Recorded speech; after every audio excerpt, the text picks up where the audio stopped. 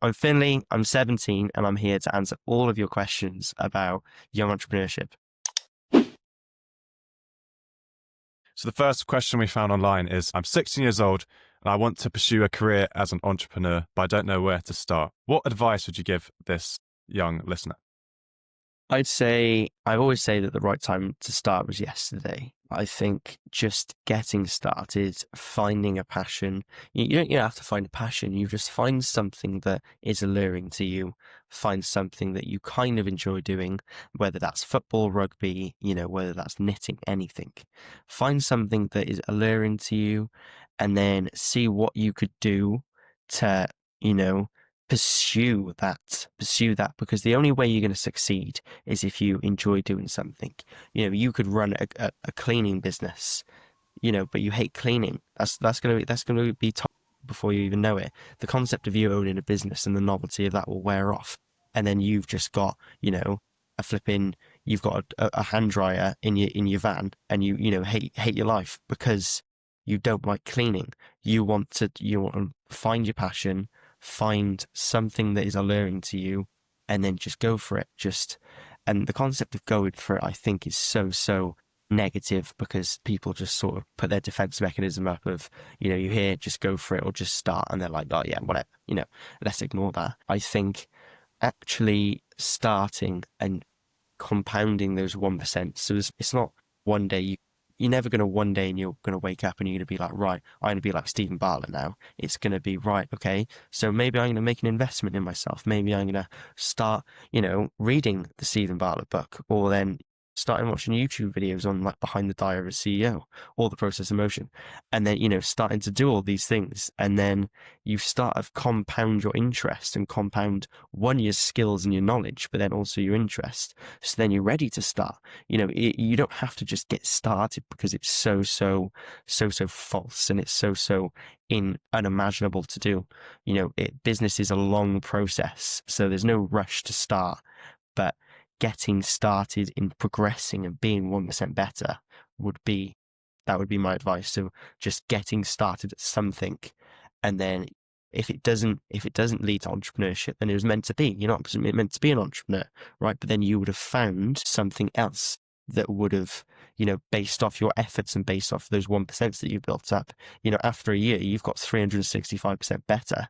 That would have led or created opportunities in something that then you could fulfill next year. It's not the concept of getting started. It's just doing the little things, doing them well, taking care and doing the little things, and that'll compound over time. Now, the next question we found from young people was, from your experience, what are the biggest challenges that teen entrepreneurs face right now, and how can you overcome them? Yeah, it would be self-belief. It would be not backing yourself, not being confident. Teen entrepreneurs almost get devalued based on their age. You can view that in two ways. You can view it as, right, okay, I'm getting devalued, so I should stop and wait.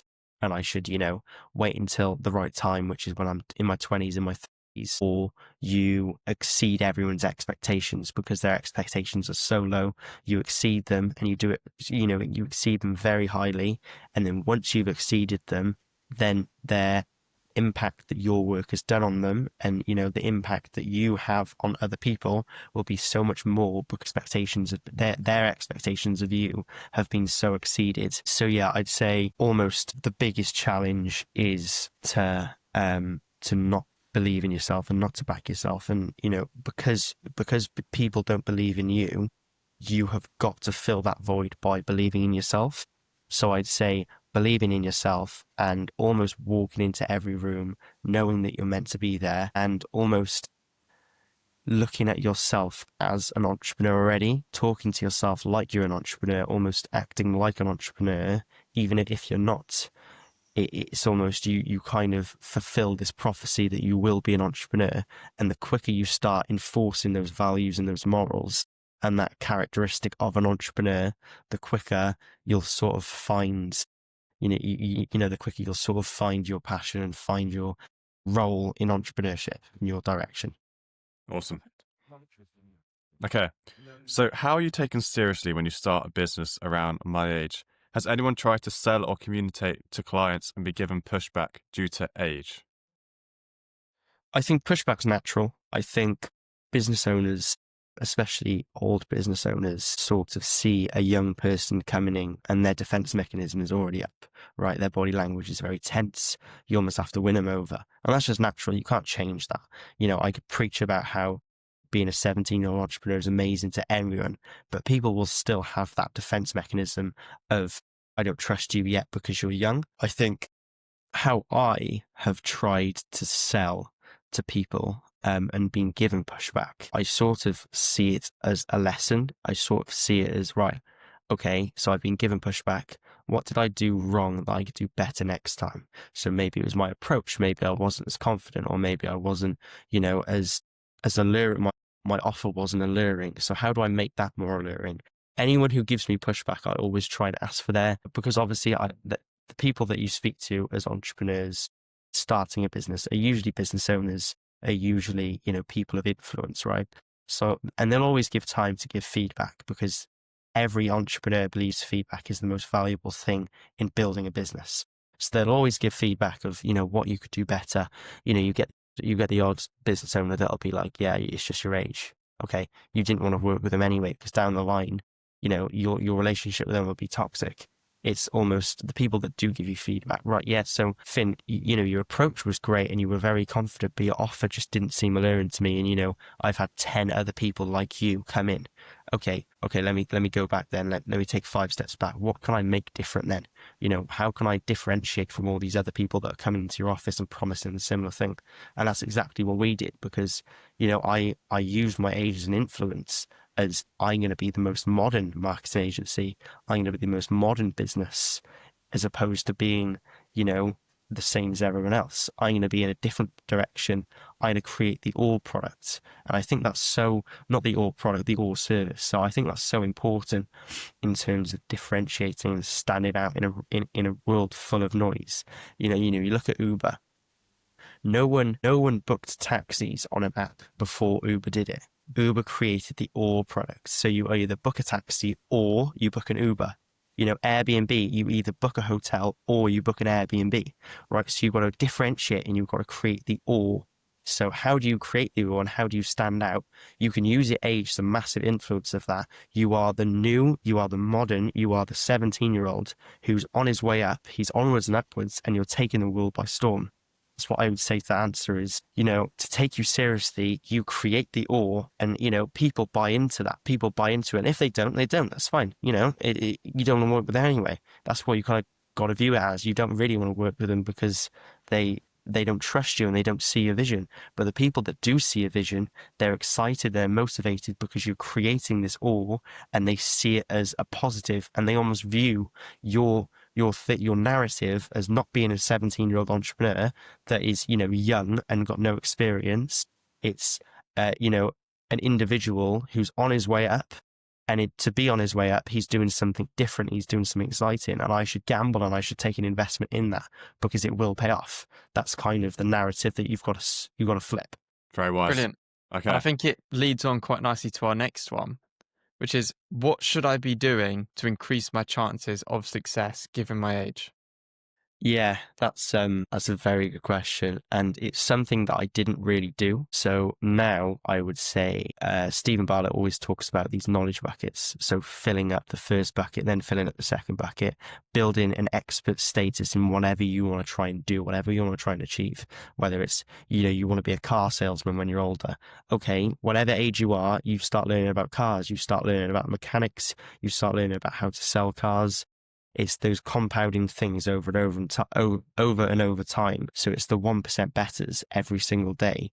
I'd say to increase your chance of success, it would be any age, you be the most stupid person in the room. You be the most loud. You be the most flamboyant. People won't like that, but people won't like that because they're scared of you, and you're more authoritative than them. Don't make yourself look like a dick. You just want to make yourself look like almost just different to everyone else. And when you look different, people will downgrade you, and they'll try and throw you off because they're scared.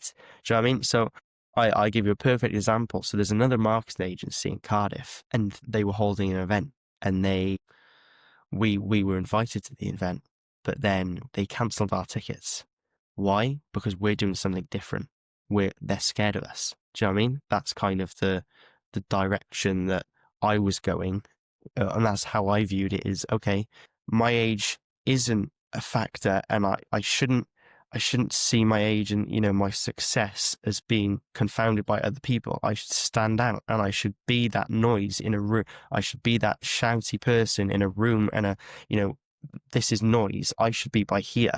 Do you know what I mean? So I'd say to increase your chances of succeeding is to ask questions, but no question's a stupid question, and you create a positive impact on other people. Okay, final one. So if you were to tell your 16-year-old self what business to start, what would you say? I guess this person is asking about, should they start a service-based business, product-based business, along that sort of Yeah. lines? This is potentially I was hoping you asked me this question because it's my favorite question to answer. Drop shipping, anything to do with a product? No. At a young age, don't. Why? Because it's faceless. You can't form an attachment to it. It's completely emotionless. You can't. You practice one thing, and that is selling. I don't know, a pet cooling pad, or selling like something that people are going to buy once and never buy again because the quality is awful, right? Service-based businesses are the best businesses to go into when you're young. Why? Because they teach not only how to sell, but they teach communication, they teach people management. You can learn how to do whatever service you're doing. So whether it's building websites, whether it's email marketing, any of this, you can build up such a thick skin that you won't build up in pretty much any other business, purely on the fact that you're kind of covering all bases. So like, I love cold calling. Why? Because I can build such a thick skin. I sort of know now who's going to say yes and who's going to say no based off how they answer. So if they say hello, then I'm like, yeah, no, never mind. I didn't even want you anyway. But if they're like, hiya, it's almost they're inviting you in, and then you almost then you can hit them with your offer. And then it's being exciting. But the only way you learn that is by starting something that allows you to do that. You can't do that by drop shipping or Amazon FBA or any of these gimmicks, because one, they don't work, two, they're saturated, and three, you're not creating anything from it. You're not bettering yourself. You're bettering the product and you're bettering the business. And people buy from people. People don't buy from businesses, if that makes sense. So I think it was Jamie Lang, the owner of Candy Kittens. So his first VC investment was purely on the basis of the guy liked him. He sat with a meal with the guy, and the guy said, I don't even like the products, but I like you. I like your vision. I like what you're preaching. And in doing so, I'm going to support that preach purely on the basis of I like you. If he sat behind and he didn't say anything in class and he wasn't the loudest voice in the room, then you're not going to be able to sort of sell, and you're not being able to sort of convince and win anyone over purely on the fact that your sort of business experience is, oh yeah, I done a drop shipping brand, but I can't really speak to anyone, and I can't really do sales, and I can't really manage people, because it's all faceless. It's all sort of pointless in the long-term goal of owning a business, because it's unrealistic, and you can't. Unfortunately, drop shipping isn't going to be around forever. There's always going to be something else that comes up, and you can do that. Do you know what I mean? But if you want to scale a business, a company, then you've got to do something to do with learning and bettering yourself on the process. That's what I would say to that question. And also AI. I hate the words. I hate talking about AI, because obviously people's sort of, they hear even the word AI now, do AI, or, this is how you do this in AI. They just scroll past, or they don't even listen. 100%. Why? Because everyone's preaching it. But the concept of AI is so confusing. It's almost becoming saturated already, because everyone's doing it, right? But I believe it's the complete opposite if your perception is the complete opposite. So if you look at it, what a business is doing right now that AI can replace, and then how can I learn how to do that AI function and sell it to businesses? One, you're selling to businesses, which means that you're having face-to-face communication with people. You can sort of build these client relationships. You can work with real people, and they will buy from real people. So you can sort of have this business model, have this company purely on your basis of your ability to sell. it's not faceless. It's not, you've created this AI software that you're just gonna, hope people buy and just, do a couple of Facebook ads and stuff like that, because it doesn't work. You need to almost find something that a business is missing, and then fill that void, fill that gap with something that AI can replace. And in doing so, you'll increase your sales, you'll increase your company value, you'll increase your value as a person. That's why I'd answer that question. Awesome. I want to challenge you slightly on this, because I feel like between the ages of like 15 and 17, maybe 18, it's going straight onto camera in a service-based business is obviously difficult. And I'm saying, yes, I agree with you. It is the best way to do it. And that's why me and Tom have done this ourselves. However, for some people, I feel like they'll just see that as unattainable. And I feel like stepping stone wise, these drop shipping business, you did it yourself and I did it myself. My first company was a drop shipping company. I feel like is the best way to get there. I want to know your thoughts on that. As a stepping stone to get there, if you don't feel like you can get there straight away. I feel you only feel you can't get there straight away because you don't believe that you can get there straight away. I feel you almost get satisfied and achieve that satisfaction from starting a dropshipping company because you think, well, it's a lot easier than, it's a lot easier than service based. So I can kind of do it and I can, see if I like it.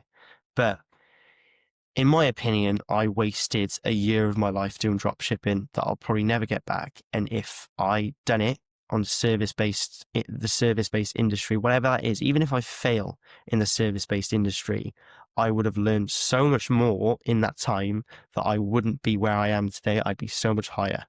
So I would see these faceless gimmicks and the drop shipping and Amazon FBA.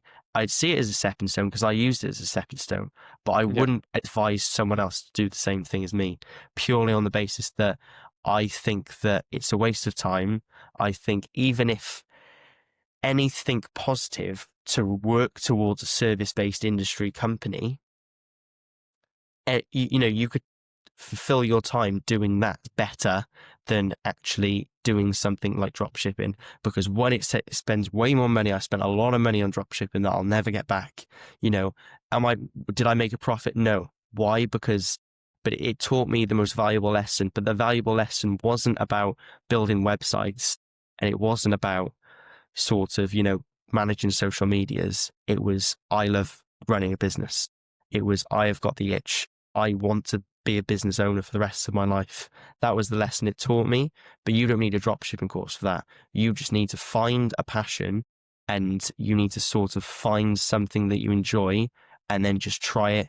Try the service-based routes. If it doesn't work, it doesn't work. But then you would have had a better, almost narrative and better, explanation.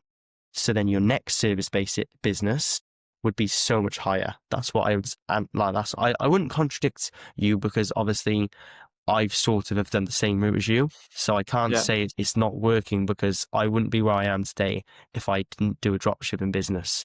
But the reason why I wouldn't be where I am today for a dropshipping business is because it taught me that I love business. It didn't teach me that I love building websites and running social media accounts.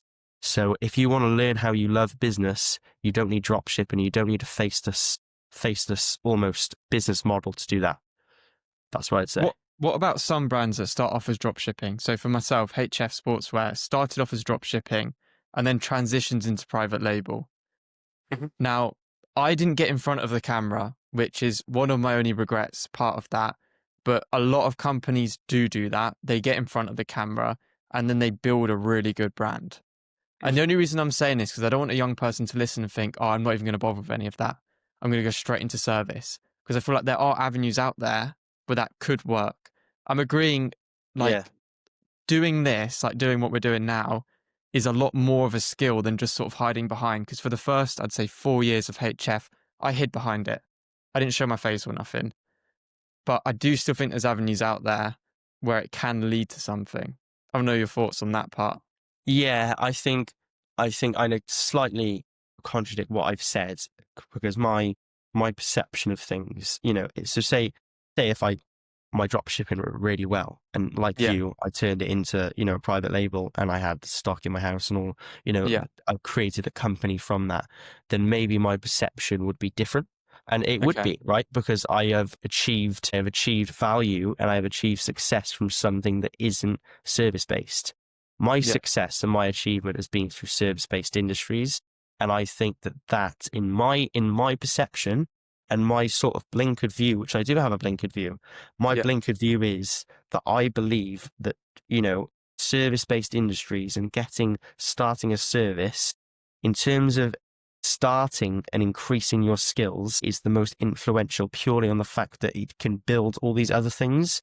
You can start, you can learn how to talk to people. You can learn sales. You can learn everything else that isn't just drop shipping, because Yeah. drop shipping sort of closes you off. You're not encouraged to get on camera, and you're not encouraged to do all it is. In my 100%. view, and don't take this as almost a negative, it's sort of an easy route to starting a business. You're sort of dipping your toes in the water and then seeing if you like it. When I personally, and I'd advise everyone else to do the same thing, is to just throw yourself completely in the deep end, purely on the fact that your skin would be so much thicker than when you realize, okay, I can swim. You realize that, okay, my skin is really thick. I've defeated that almost pain point of jumping in. So I've jumped in, which means any business in the future, I've jumped in the deep end before, I can do exactly the same thing again. That's Exactly. sort of how I would view it. Is I view the direction is almost the easy route. And if you want to take the easy route, it's great. You're getting started. Well done. That's perfect. That's all I want, is someone to get started. But if you really want to, start young and start fast and grow and scale fast at a young age, I'd say chucking yourself in the deep end instead of dipping your toes in the water would be the most valuable thing you could do. But then answering your question of turning it into a private label, I didn't have the opportunity to do that. So I couldn't preach that, and I couldn't, emphasize that as something that's valuable, because I've never experienced it. But then, this is what I said about your whole perception of other people's perception. I would love to sit down with you for, an hour and talk about why you think sort of drop shipping and the private label route is the best for a young entrepreneur. And it's sort of increasing your sort of circle to be with loads of different perspectives, and then your perspective would be so much widened, because at the minute 100%. it's very blinkered. I'm very still young. I'm still my whole life has been service based, apart from dropshipping, which didn't really go that well, but it's very been service based. So my whole sort of expansion of sites is very service based. That's what I'd say. Yeah. Just to answer that, sorry Tom, just to answer that in one sentence would be, it's a great stepping stone to lead to other things which would benefit you a lot better. Now, that's to answer that. Now, just for the viewers, so what you were saying is, if you want to get the most amount of skills and develop yourself as much as you can, service-based industries is the way to go. Just to sum it up in sort of one sentence, that's what you're talking about. Perfect. Anyway, Finley, Awesome. thank you so much for joining us.